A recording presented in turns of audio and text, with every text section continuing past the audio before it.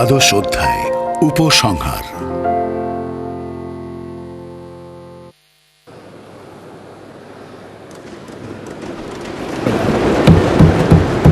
মাননীয় স্পিকার, আমি আমার বাজেট উপস্থাপনার প্রায় শেষ প্রান্তে উপনীত।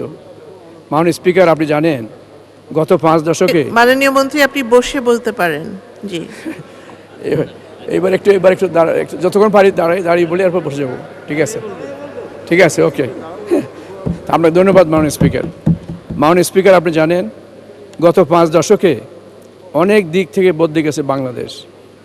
কেবল বদলায়নি জাতির পিতার চিরঞ্জীব আদর্শ এবং জাতির জীবনে সর্বক্ষেত্রে তার সজীব উপস্থিতি।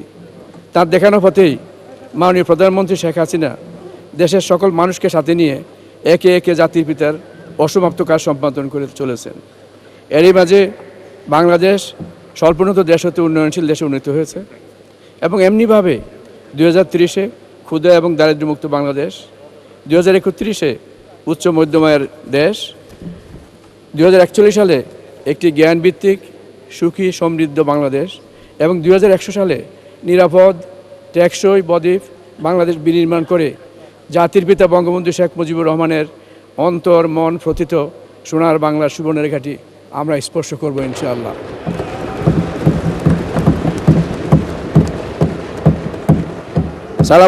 সালামুল আলাল মুরসালিন আলহামদুলিল্লাহ রাব্বুল আলামিন।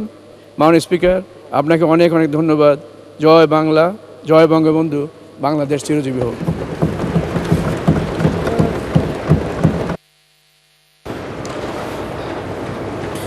ধন্যবাদ মাননীয় অর্থমন্ত্রী।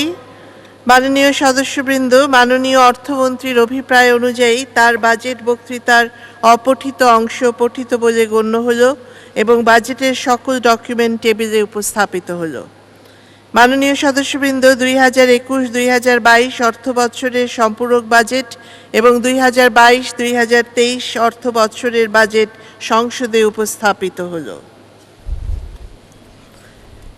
মাননীয় সদস্যবৃন্দ, দিনের কার্যসূচি অনুযায়ী এখন আইন প্রণয়ন কার্যাবলী। আমি এখন মাননীয় অর্থমন্ত্রী জনাব আ.হ.ম মুস্তফা কামালকে অর্থ বিল 2022 উত্থাপনের অনুমতি প্রার্থনার আহ্বান জানাচ্ছি।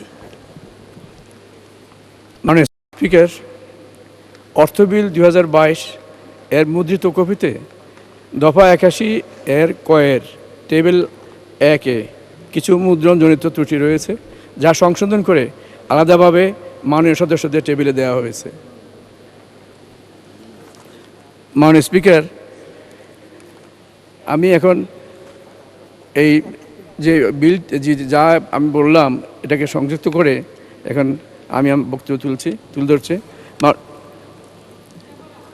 জি, ওকে, অলরাইট, ওকে, থ্যাংক ইউ। মাননীয় স্পিকার, আপনাকে ধন্যবাদ। আমি আ.হ.ম মুস্তফা কামাল, অর্থমন্ত্রী, সরকারের আর্থিক প্রস্তাবাবলী কার্যকরকরণ এবং কতিপয় আইন সংশোধনকল্পে আনিত একটি বিল, অর্থ বিল 2022 এই মহান সংসদে উত্থাপনের অনুমতি প্রার্থনা করছি। আপনাকে ধন্যবাদ মাননীয় স্পিকার। ধন্যবাদ মাননীয় মন্ত্রী, আপনি বিলটি উত্থাপন করুন। মাননীয় স্পিকার, আপনি আবারও ধন্যবাদ। আমি আ.হ.ম মুস্তফা কামাল, অর্থমন্ত্রী, সরকারের আর্থিক প্রস্তাবাবলী কার্যকরকরণ এবং কতিপয় আইন সংশোধনকল্পে আনিত একটি বিল, অর্থ বিল 2022 এই মহান সংসদে উত্থাপন করছি। ধন্যবাদ মাননীয় স্পিকার। ধন্যবাদ মাননীয় মন্ত্রী। অর্থ বিল 2022 সংসদে উত্থাপিত হল। মাননীয় সদস্যবৃন্দ, সংসদের বৈঠক আগামী 29 জ্যৈষ্ঠ 1429 12 জুন 2022 রবিবার বিকাল 5 ঘটিকা পর্যন্ত মুলতবি করা হলো। আপনাদের সহযোগিতার জন্য আন্তরিক ধন্যবাদ।